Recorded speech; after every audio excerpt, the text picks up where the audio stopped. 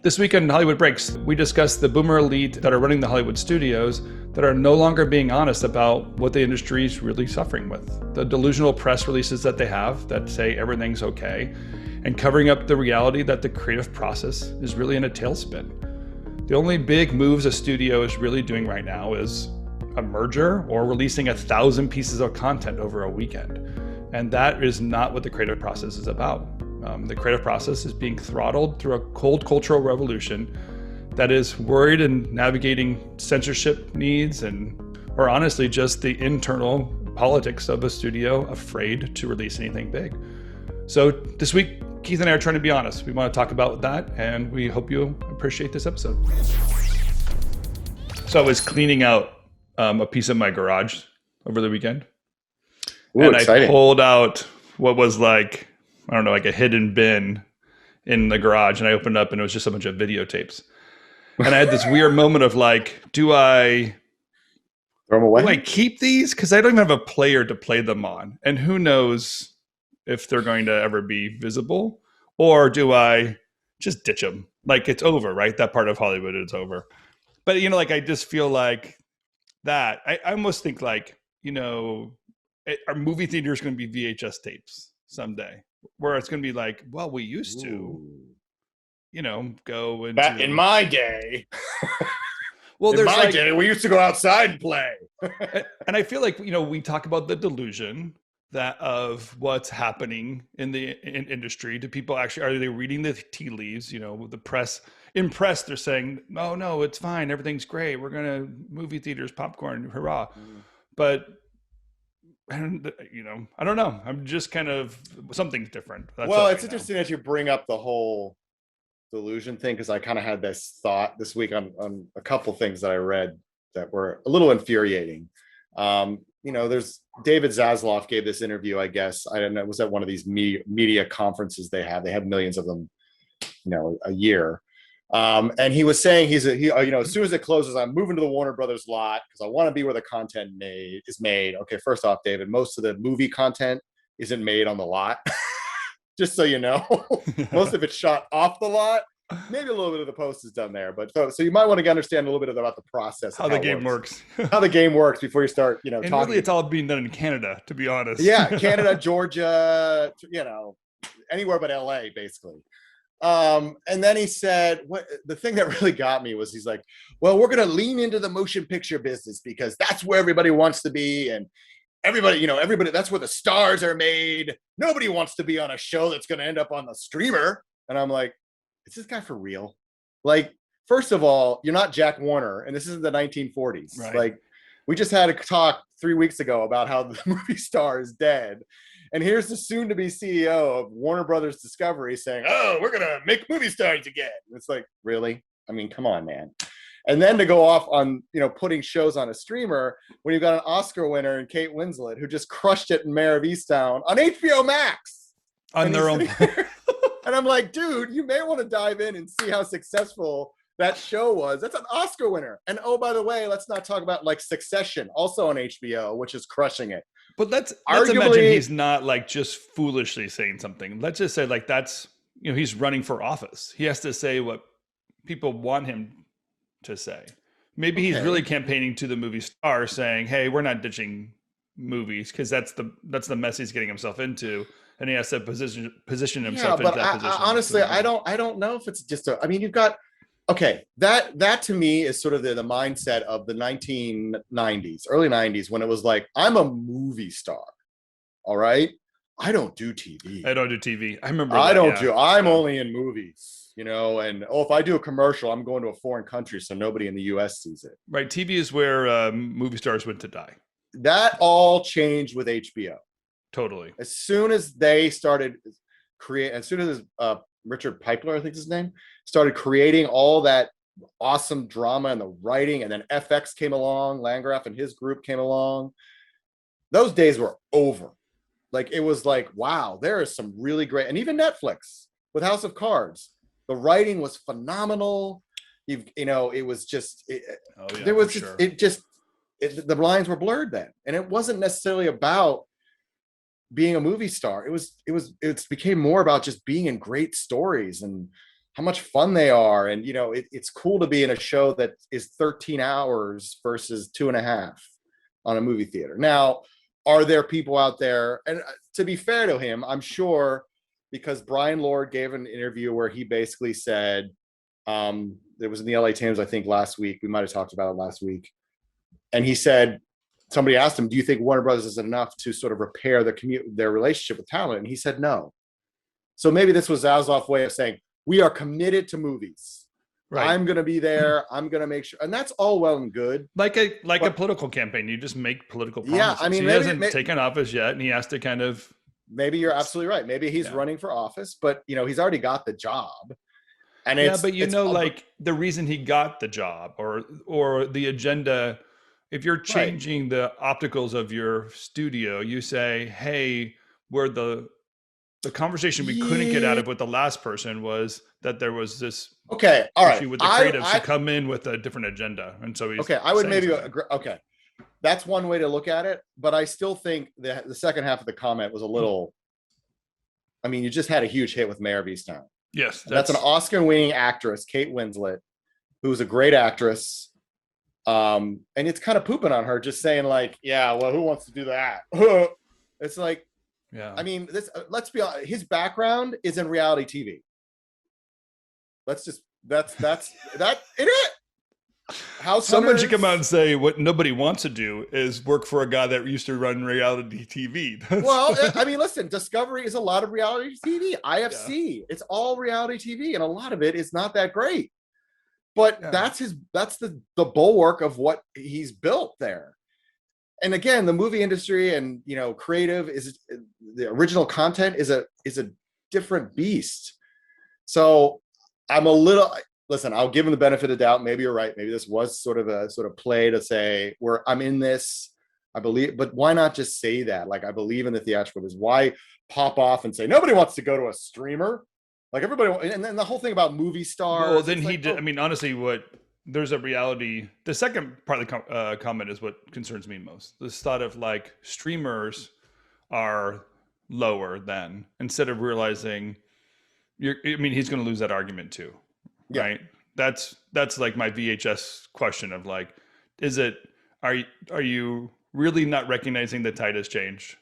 And to say, well, no one's ever going to buy Blu-ray disc, no, it's already come. Like, it's just part of the economy. So why degrade it, especially with Maher of Easttown? Like, are you kidding? You're winning. Like, it's an amazing, like, we should be celebrating. People are demanding a second season. I mean, you should be happy about that. I mean, it's like, I don't know. I understand now that you've sort of explained it in that sort of way. I better see where he's coming from, but still, I think it was the wrong way to frame the statement. And for someone like me, who obviously, as you well know, has a lot of issues with the current leaders in Hollywood, what? This shocking. I know this sort of leans into that whole thing. It's like, it's the same mindset that everyone else in the industry has. Well, what I don't like is that you have to be combative. You have to knock something down to build something up, or kind of like put on a veneer of like a fake front to something. And instead of being kind of realistic with what's happening, I'd rather have a leader come up and be strategic. Like, I love to hear somebody from the theater side, like, step up and say, because of this change, here's what we're going to do. And we're going to embrace the change. We're going to make it better. Well, speaking of theaters and delusional, the Cinemark CEO came out this week and essentially said, streaming isn't really hurting us. Amazon buying MGM is great for us because they're just going to want more content. And Warner Brothers and Discovery coming together is going to be even better for us. And I'm like, oh, come on, man. Wait, so could you just back up a second? So HBO buying MGM doesn't hurt a movie theater because Amazon wants more content. If Amazon doesn't own Cinemark, Amazon owns Prime, and Amazon is loyal to Prime. That's the beast in which they worship. So if it's in service to Prime, that's where they're going. But again, it's like, I agree with you. If there was He's an talking to executive, his shareholders, that guy, he's basically yeah, saying, but this is the problem though. This is what I'm saying. Like, I remember I was at a CinemaCon 3 years ago, and the CEO at the time got up and said, Netflix is great for us. This is good. More people making content. This is great for us. And it's like, dude, like, come on. Like, at least recognize the reality. I would have more respect for you said, Netflix, it's nice to have another person who likes to produce content, but we need to protect the theatrical experience because that's what we do. That's what we do best. yeah. And that's where we're going to build it. We're going to, to borrow a phrase, build back better. And we're going to do things in a way that's going to bring the audience into the theaters. Like, it's sort of the idea of looking at it from a realistic perspective versus sort of being so optimistic that you're almost blinded by sort of the challenges that are coming your way. Yeah, to me, like, I feel there has to be a way and a strength to say we don't compare. A movie theater experience doesn't compare to a streaming experience. It doesn't compare. Sure, there is an hour and a half of distraction. There are actors doing it. But couldn't you say the same about a New York theatrical experience? Like, there are actors, it's an hour and a half of distraction, but it doesn't compare to a movie, and a movie doesn't compare to streaming. I know that there was, historically speaking, there was a big fear when it came to releasing recorded music because people would no longer go to live performances. And there's probably seasons in history where, like, yeah, the record sales were reduced concert sales, but like Coachella is not hurting, Bonnaroo, whatever. Like, no, the live performance still has its own thing. It doesn't compare to a recorded listening. So there's got to be someone out there that says, let's stop with the banter. Let's stop with like comparing and saying don't say something that's not true. Of course, Amazon buying MGM is going to have an effect on if Amazon's going to release a film straight to theatrical or straight to their platform. Right. Don't be a fool, right? Yes. Or even this, like, that's all I'm saying. They're not going to, so the James Bond movies are going to go into theatrical, but all the spin-offs, the Loki-esque spin-offs are all going to be right there. I don't think Robert Broccoli is going to allow the spin-offs to happen as much as Amazon would probably like it to, but yeah, I mean, there's a lot of money there for sure. But that's the thing. This is sort of the frustration for someone, who really wants to see the industry make some strides and take the opportunity to see like what the pandemic has wrought and sort of take a look and also see it as somewhat of an opportunity to shift the business and how we think about it and how we attack it in a more positive direction. I mean, a lot of things have happened over the last 18 or so months that have been bubbling under the surface for the last 5 to 10 years. Mm-hmm. Okay, so now a lot of them happened. The windows have shortened. The studios have sort of taken back the reins from the exhibitors in terms of not touching the 90-day window.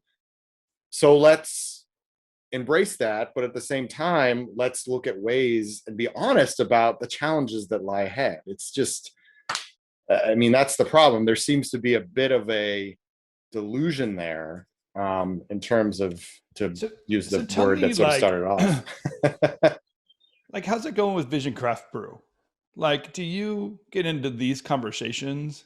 Because, studios and filmmakers are kind of asking your opinion, and you got to be processing some of this inside and kind of navigating this internally, right? Well, thanks, Tim, for bringing that out. I mean, things are going really well with Vision Craft Brew. I mean, there's a lot of things bubbling that, this being Hollywood, I can't talk about. There are certain things I'd love to change about Hollywood, but you're so Hollywood talking about that. certain projects that you're potentially going to work on. But I will say that I think what a lot of this podcast has done for Vision Craft Brew, and just me in general, is sort of, people come to me because they want a different perspective. They don't want to necessarily repeat all the things that they see going on now. They want a different perspective. They want to see things from a different viewpoint. And they almost want me to flip the script. And that's kind of how I pitch it. Like, listen, like, I'm going to use a lot of the tools that I know. There's certain things that Hollywood's are great at, but there's certain things that they refuse to change.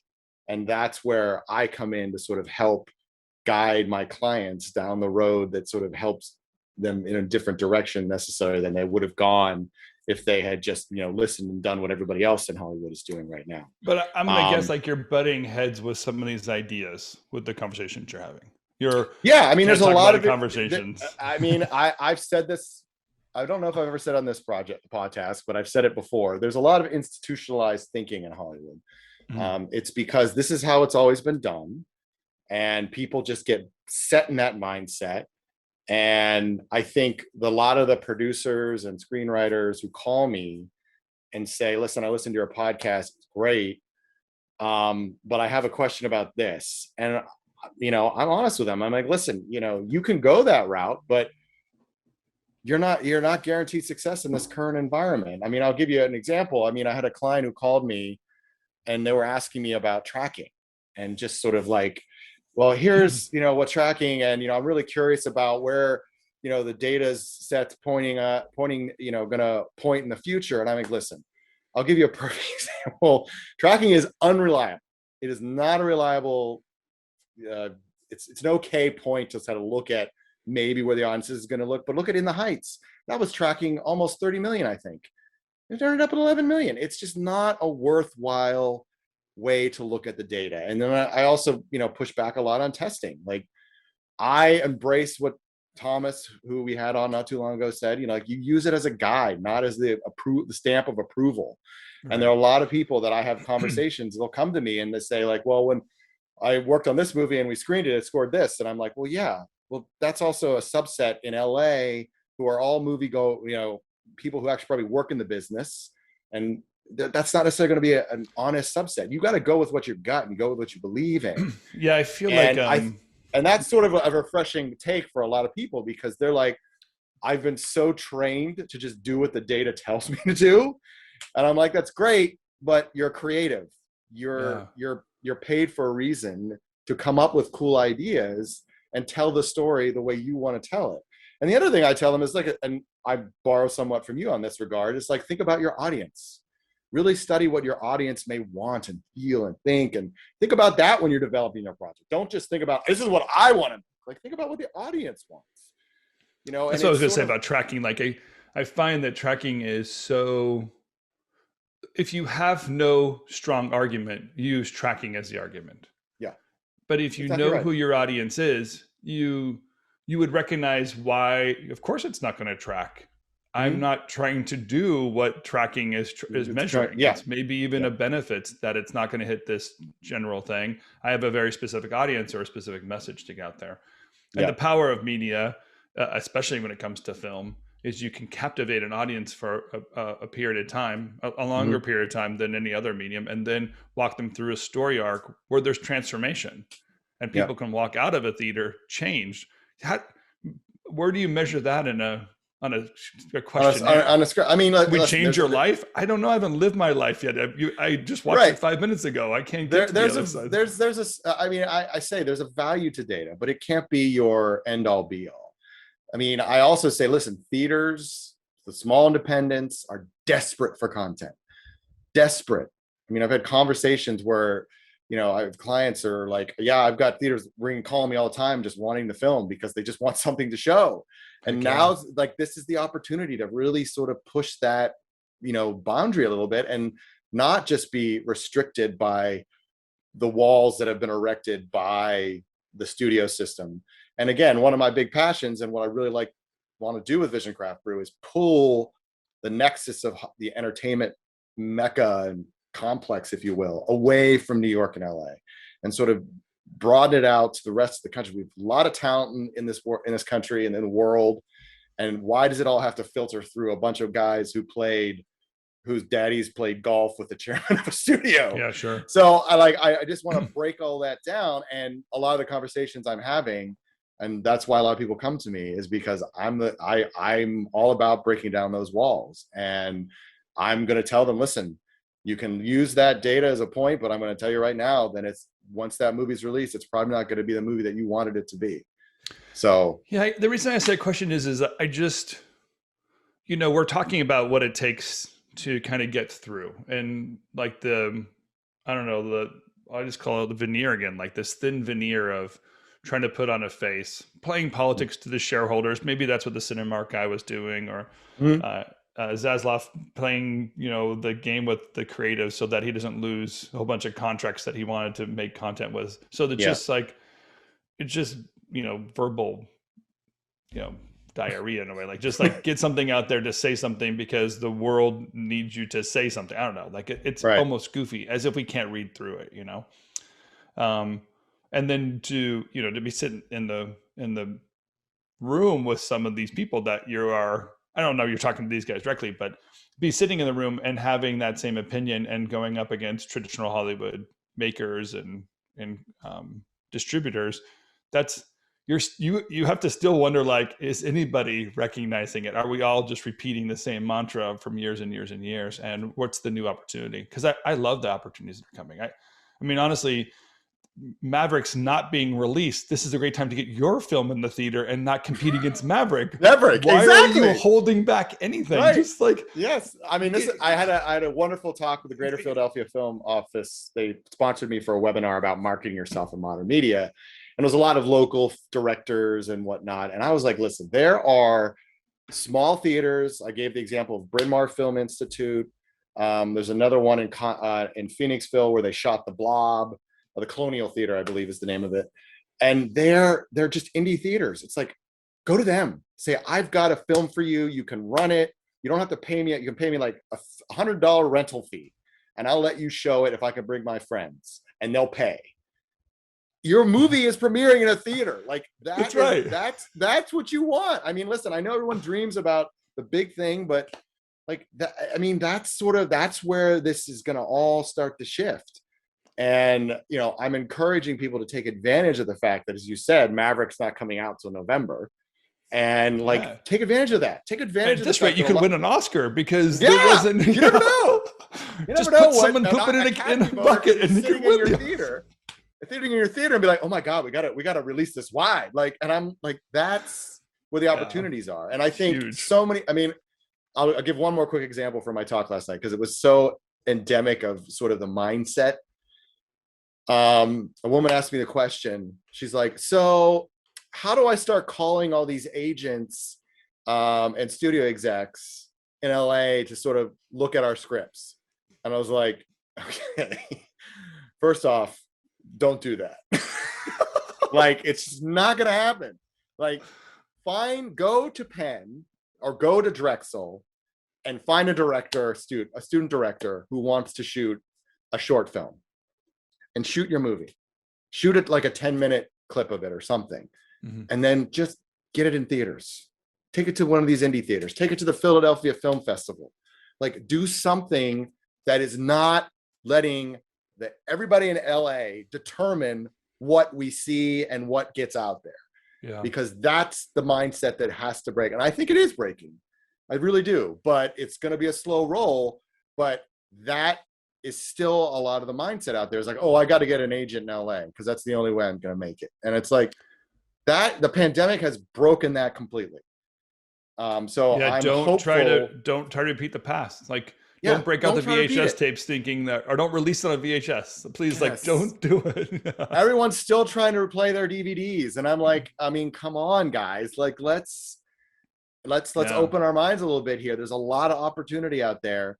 I mean, I know the lure of the fame and the fortune is what really drives people to want to, because they think that's the only way to do it. But I do think that influence is waning. And I just really think people just need the guy to help them get there. And that's a lot of, what Vision Craft Brew exists to do.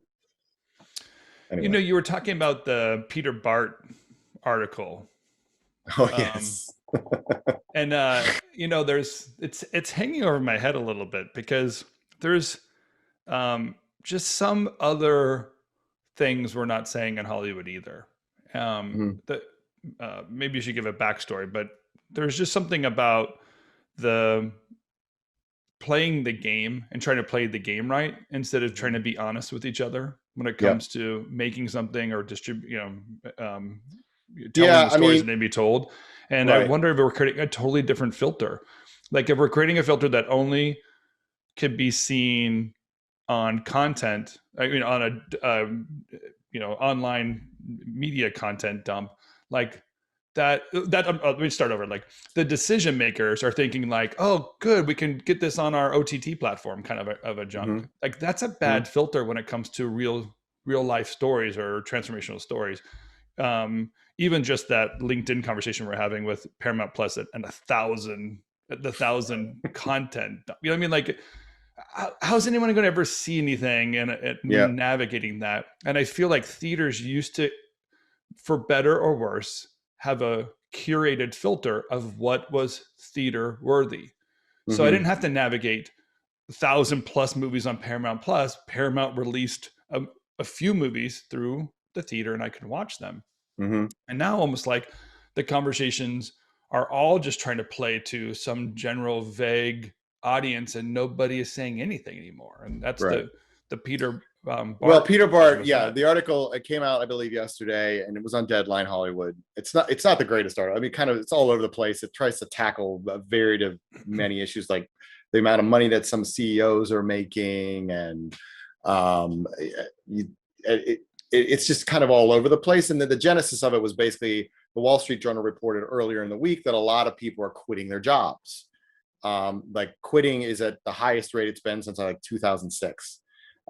Because so many people are just, the pandemic has either shifted their focus in terms of what they want out of life, what's important to them, sort of like reestablishing the work-life balance, not wanting to be in the office 24/7, but also realizing what they're doing isn't their passion and they want to try something else and they want to do something else, and making the millions of dollars isn't getting them the happiness they thought it would.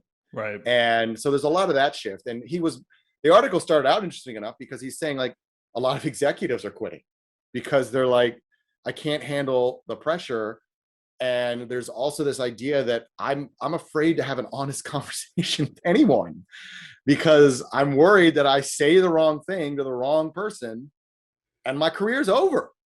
And there's just so much pressure and stress, especially if you're a higher up who has like 20 people reporting to you, and you're going to say the wrong thing and all of a sudden your life is over. But so, and I mean, I can make an argument for that, right? This is what's rattling in my head is like, well, what are they saying? Maybe they shouldn't be saying that, right? That's okay. The first argument. And I think we all know that part of it. Yes. But what you're saying is an honest conversation. Like if I'm going to learn about something I don't understand, I have to ask about that. I have to be able to say things that are incorrect in order to get to understand what is correct. Right. But nobody wants to say the incorrect thing anymore. And that's part of the problem. Yeah. And I think to myself, like in the creative process, honesty is a way to get to a better product, or a better movie.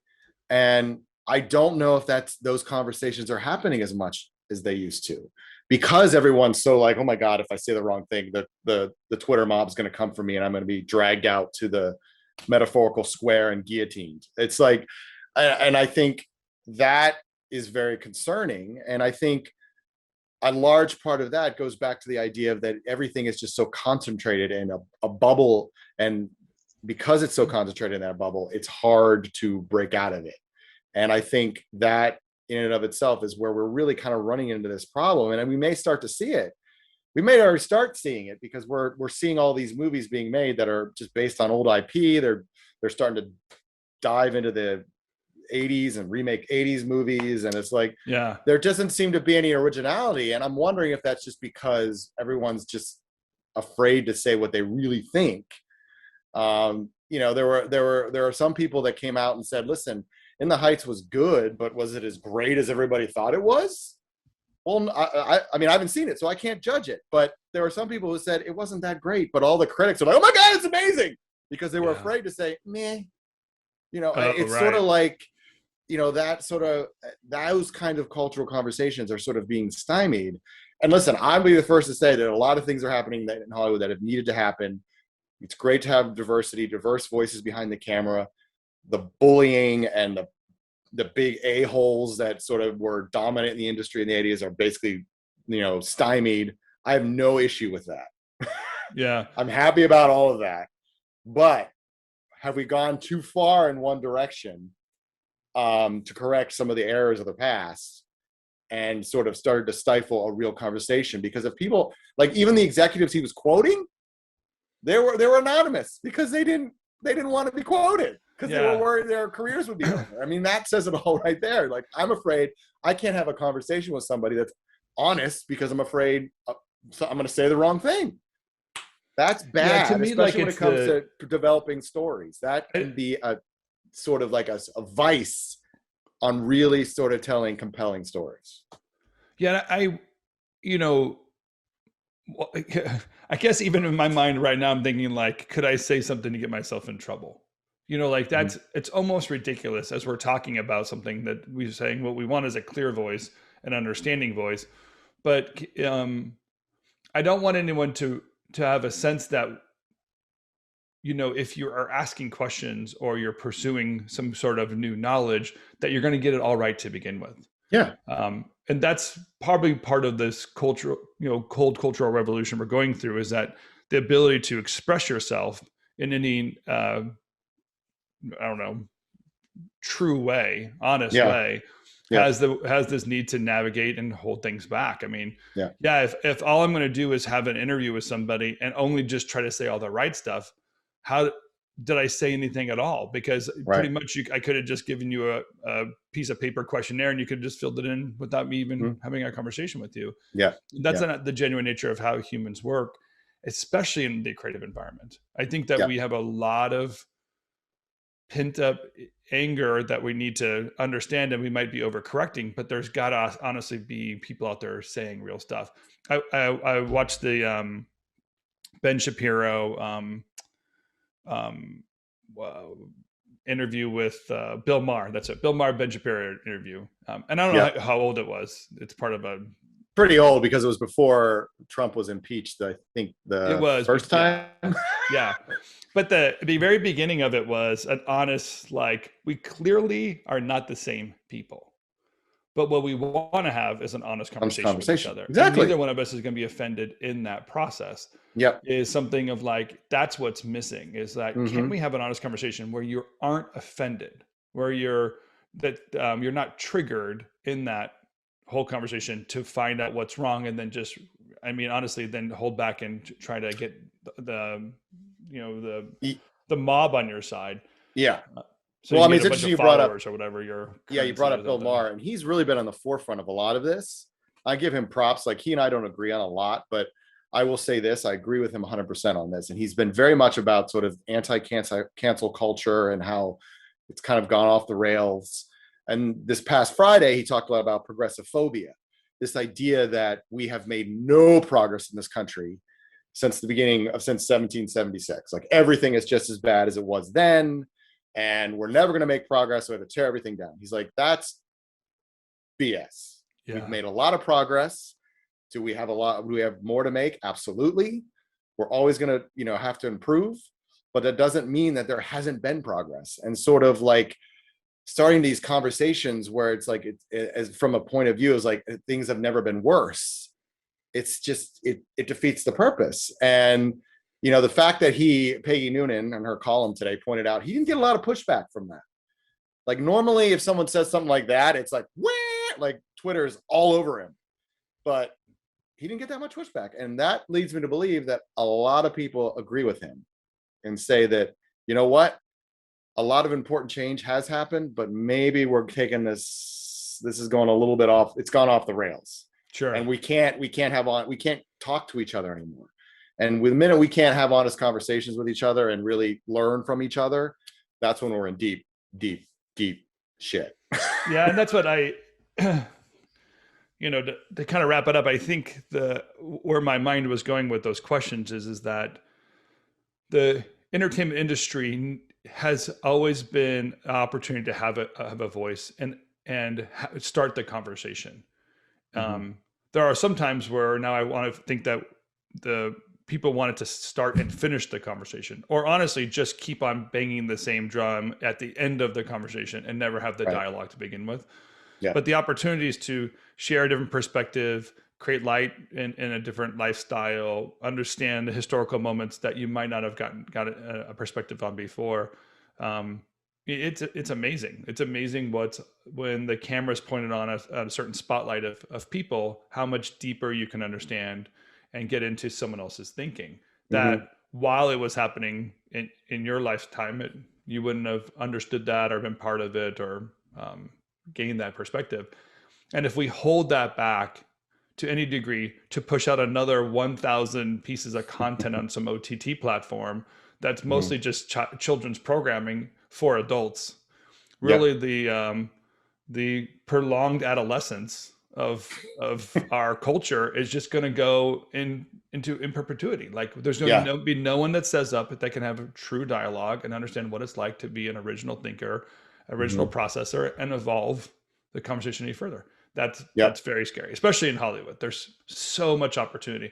So as a takeaway of this whole episode, it really feels like have an original thought and distribute your film in an independent theater, and you can totally rock an Oscar in 9 months from now. Yeah, you never know. I mean, that's what I mean. Like, there's so much that shifted. It's like, if, I recognize that, there's going to be another leadership class that's eventually going to rise up. And I would hope that they would take from this idea that there's a lot that needs to be changed.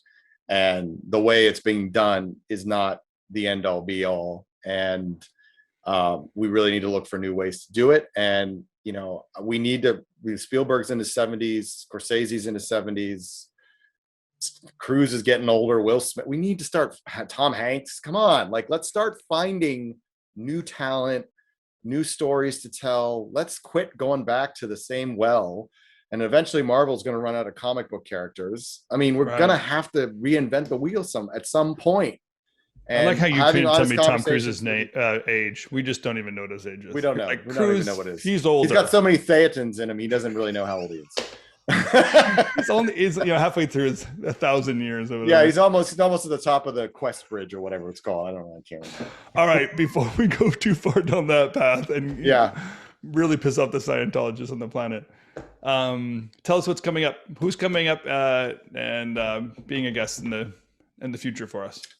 I believe Cameron Dillavo will be joining us again, hopefully in the next few weeks after. Oh, by the way, I believe I called it Tomorrowland. I think it's the Tomorrow War. Whoops. Apologies to Chris Pratt. My bad. Sorry, Chris. So she may be joining us for that. Cool. I'm also hoping to have Sean Heron on again to talk about some of the exciting things going on at Gearbox. They've got a lot of cool things. Borderlands is going to start shooting soon. So it'd be really cool to sort of. What we need is let's grab Neil from our Clubhouse group and pull him into this conversation with Sean. That would be pretty fun. That would be cool. That would be a really great. I'll have to have Lydia work on making that happen for us. Yeah. And then I'm out to a couple other people. I've got one really, really big guest I'm hoping we can snag, but again, in true Hollywood style, it's too early to tell. I can't discuss it, but I don't want to say it and then it ended up not happening and I look like a fool. So, but if we can snag this guest, I think it would be a really, really, really great conversation. And hopefully we can have an honest conversation and not just a typical, so how was it working on this movie? Was it fun? We hope we can avoid that. Fingers crossed. Fingers crossed. Fingers crossed. All right. Well, thank you, my friend. It's always good to have this conversation with you. I love processing some of the deeper thoughts too. It's pretty cool. And Lydia, thanks for producing this thing, the Go Social team, all the work that you're doing behind the scenes. We appreciate what you have going on, keeping this podcast moving forward. And really, if you love what you hear, please subscribe, tell others about it. And please, we're open for comments, ideas, thoughts. You can email us, direct message us. We want to hear what's going on. We put enough out there on social media, and we try to get a little bit of edge out there. And really the only thing that we got trending recently is this Nicolas Cage comment by Tim Idle. So. Yeah, I told him, he was like, dude, you're one of our very first viral guests, so you definitely have to come back on now because he's the one. People love your comments about Nick Cage and his upcoming movie. So and Pedro Pascal and. All right. Have a good week. Enjoy your weekend. You too. Thank you. All right. Bye.